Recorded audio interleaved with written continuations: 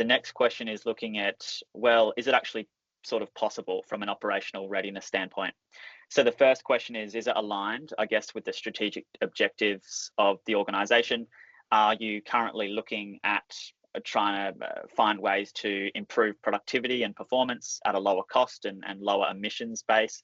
They're the kind of things you'd be thinking about to say, right, well, that means that we should be looking at how we can better turn our data into decisions and what's the role that autonomous systems play in that. That's a really good, if that's the case, then yes, I would say it's a good strategic alignment. They do take project resources to deliver. A really well-defined project is beneficial, so that you can make sure that we're spending time focused on the application of these tools and learning where they're working well and how we can improve them within a short time frame. So does the organization have people that are happy to help implement? Of course, one of the major burdens in these projects is making sure we're not over requiring engineers to take time around from their day to come to meetings. That's something as engineers ourselves we try and actively prevent. But you do need to have some project management and structure to the delivery of any industrial AI system. And generally speaking, if you're looking to say trial something first, then it's really good that you've got a dedicated project in place. And something to consider, of course, is what's the current form of our data and how easy is it to sort of collect it, integrate with it, and deploy models that can interact with it. It is a key consideration of, depending on, of those 6 use cases we looked at, some of them related to more like OT, operational technology systems, where we're looking to integrate, let's say, with more industrial control systems. Others are simply just IT systems that could connect with just simply information technology sources.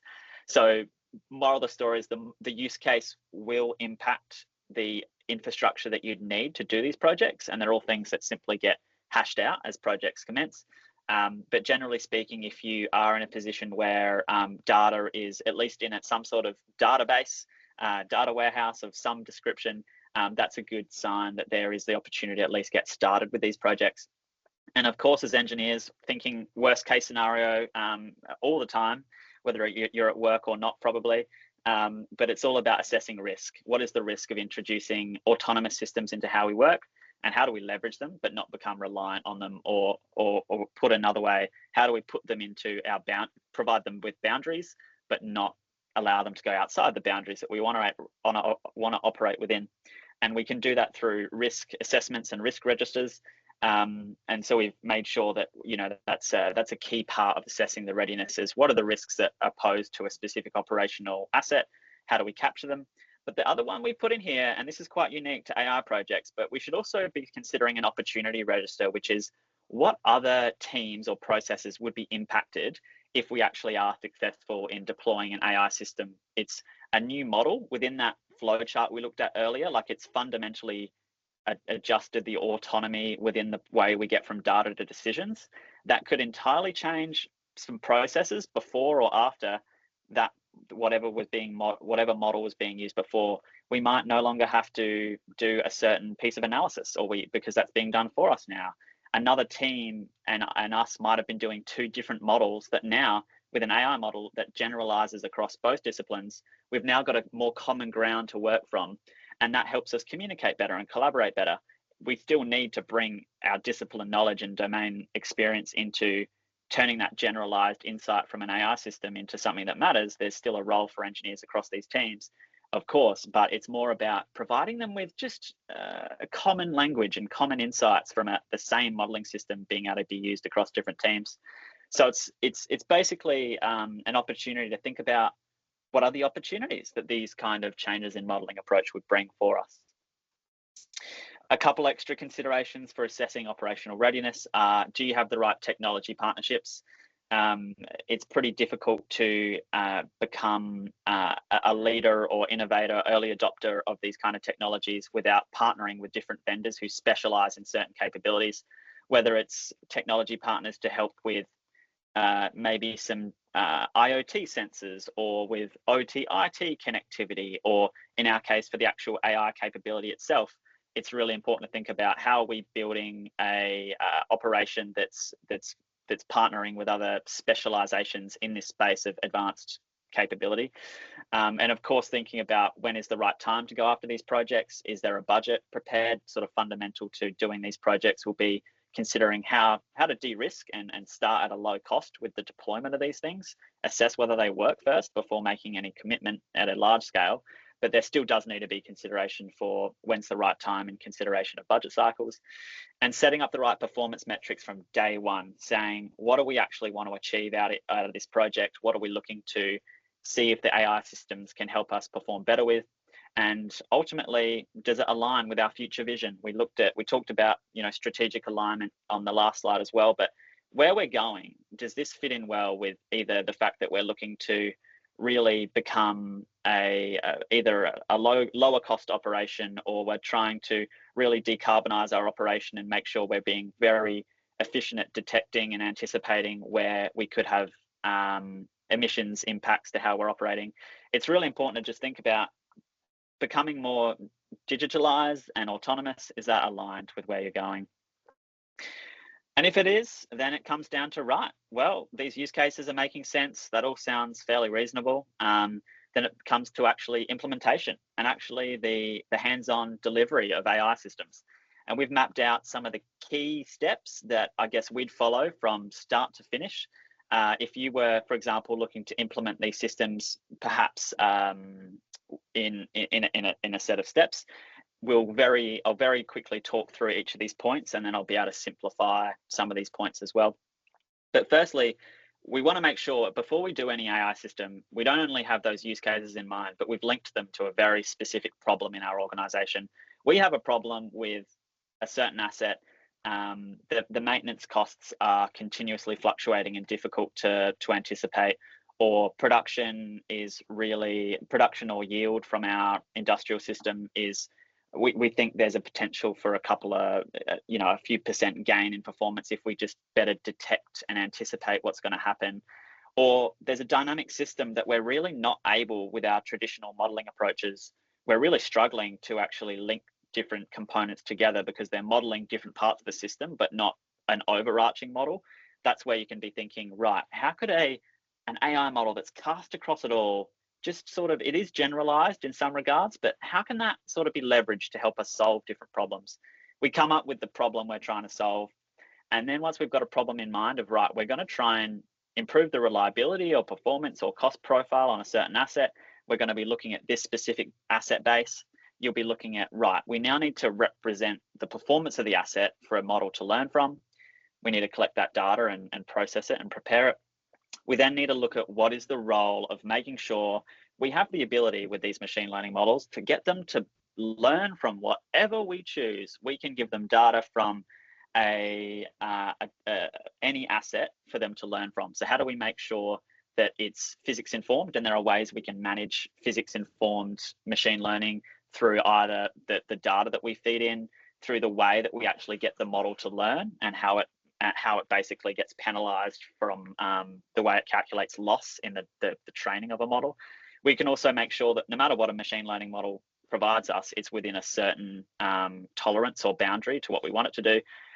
In short, it has autonomy, but it can still be operated within a certain window. And so once we've had to think about what is the physics we want to represent into the model, we then actually go through the process of building the model. A model itself could deliver you with some sort of prediction, but a prediction on its own is only part of the journey. You also need to build it into some sort of overarching tool. And in the case of sort of using it for optimization and control, for example, you'd also go through additional modeling steps, because you don't only need a prediction, you actually need an entire, let's say, control system where prediction is just a part of that. You need to build it into some sort of predictive control capability, and there's extra steps involved there. And then you'd work through the deployment of models and managing those machine learning models and operations, developing the overarching system that those models fit within, and they'll need to run on a certain platform. So you need to think about, I guess, the runtime environment that's going to support that system. Does it need to be running on real-time data? Is it a batch processing system? What does this platform need to do in terms of enable us to actually get hands-on with this system that we've built? How do we integrate it with other data sets or other systems so that it fits in well with an engineering's day-to-day? How do we make sure that overall that system can be deployed and operated at scale and scales well if an asset base changes in size or we have different requirements over time. And then overall, we don't only need to, we need to maintain and monitor that system at a holistic level. You've got more like model related maintenance and retraining, but then you've also just got the fact that you've got a fully blown software system to maintain. And you need to then think about what's the configuration and interactivity requirements, because we still need to be able to configure and interact with these machine learning systems. So how do we make sure that we provide those levers to engineers so that they can change them, interact with them on a day-to-day basis, and then go through the process of making sure users are trained with, I guess, a familiarity with the underlying modeling approach changes. We're no longer dealing with, say, a purely rules-based or physics-based simulation. We're dealing with a model that's adaptive and intelligent. That does come with benefits, but also means that we have to be familiar with the fact that it's going to learn from the data and the asset behaviors we're dealing with. So how do we change our mindset to leveraging that capability? And of course, building a process of continuous improvement and making sure we're always on the lookout for how do we get better at training the model? How do we get better at incorporating this into how we work? Now, that is a lot of steps and potentially years of work, I guess, to go from that very first box all the way through to maintaining these systems. And so the work we do at SIG is really to handle all of the golden boxes.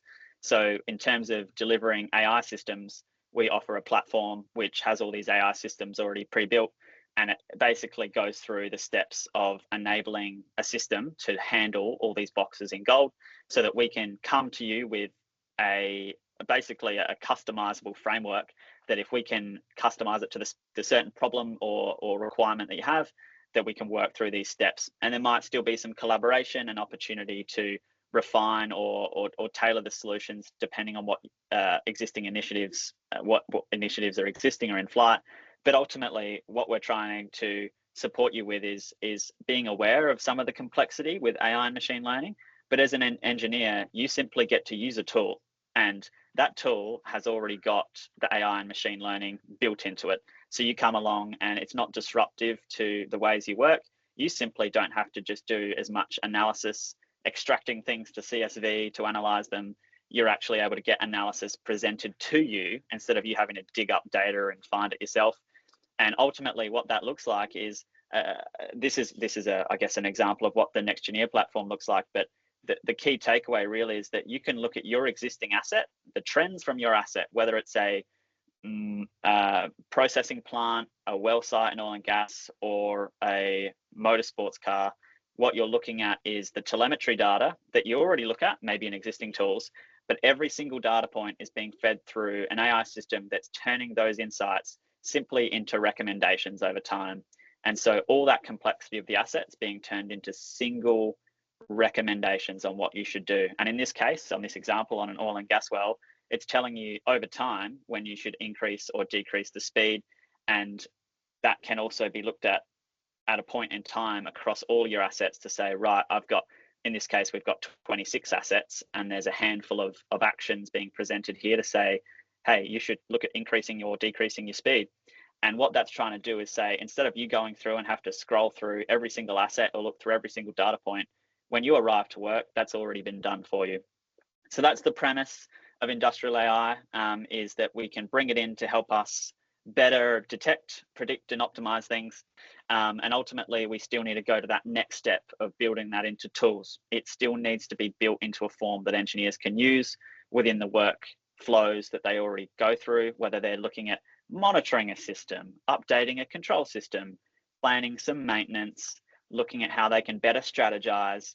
AI can play a role across all those things, not as a replacement or not as a, I guess, take away what you've already got and insert AI. It's more about tacking it on, augmenting it to basically evolve as you work. So you're doing less work over time with that autonomous capability instead of the maintenance and upkeep of less intelligent systems. So I hope that's a bit of a helpful overview of how industrial AI fits into engineering.